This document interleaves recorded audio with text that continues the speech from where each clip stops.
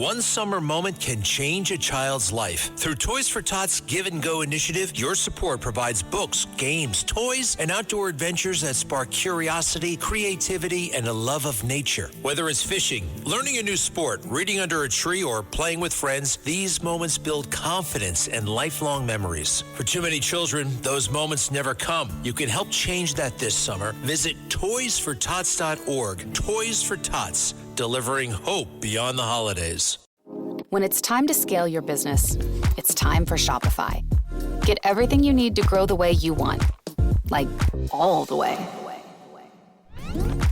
Stack more sales with the best converting checkout on the planet. Track your cha-chings from every channel, right in one spot. And turn real-time reporting into big-time opportunities. Take your business to a whole new level. Switch to Shopify. Start your free trial today. Katz and Cosby on the Red Apple Podcast Network. Now we're going to go to Congressman Nick LaLota. And is he on now? Well, Congressman LaLota, tell us what the heck is going on. Good to be with you and your audience today, John. We're celebrating Independence Day weekend here on Long Island.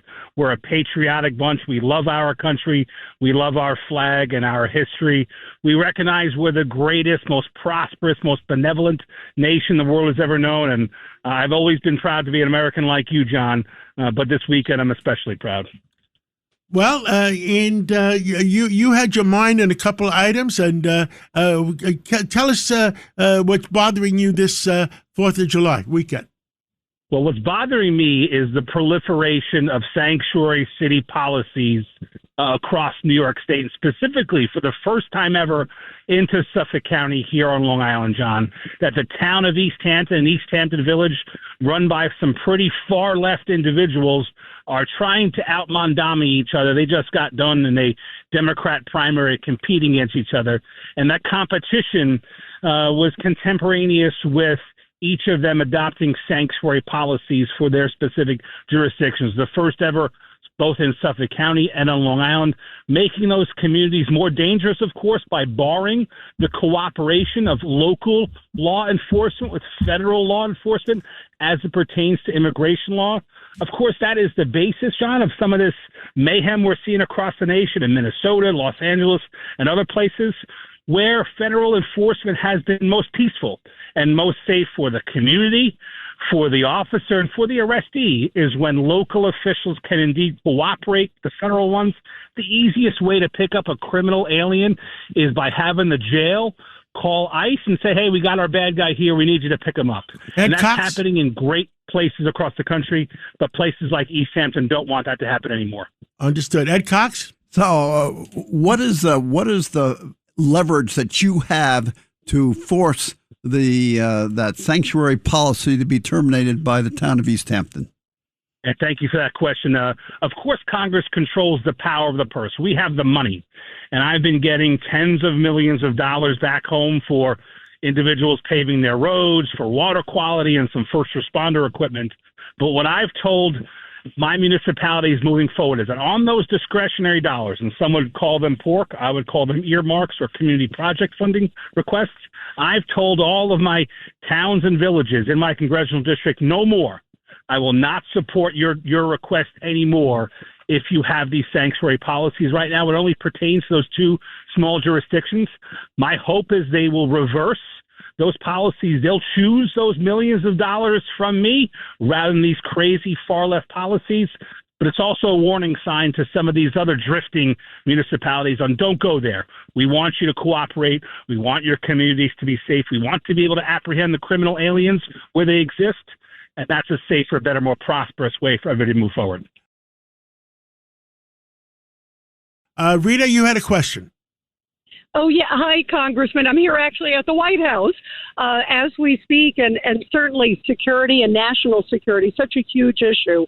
I'm curious just also how important you think it is, the policies, I guess, fighting against sanctuary cities now more than ever with all the threats, against the president, the threats, from overseas, domestic. You understand that all too well as you understand national security, just how pivotal it is to know who's in our country and to get the bad ones out.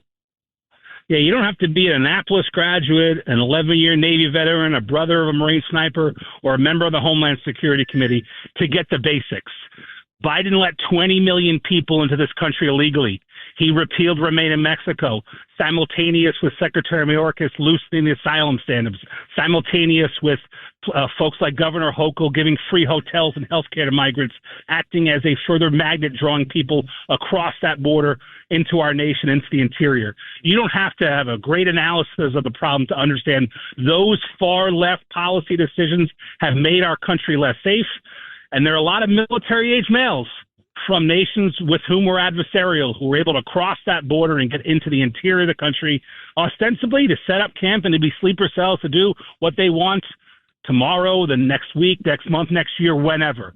And it's imperative that we unwind this Biden open border scam and make our nation more safe.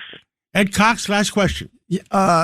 Congressman, you graduated from the Naval Academy. You spent 8 years in the Navy, 3 deployments overseas. As a closing question here, what do you feel on this 4th of July as a veteran? I got to see the world, 20 different countries. I got to serve with some of the bravest, selfless, most patriotic Americans.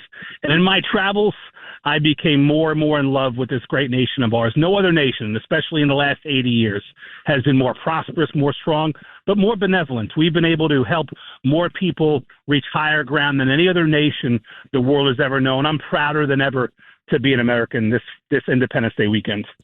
Well, thank you for coming on, Congressman LaLota. And I'll probably be seeing you at breakfast tomorrow, and we got a big parade going on in Southampton. I'm looking forward to that, John. I'll see you at the parade, and I'll see you at the breakfast. God bless America. God bless America.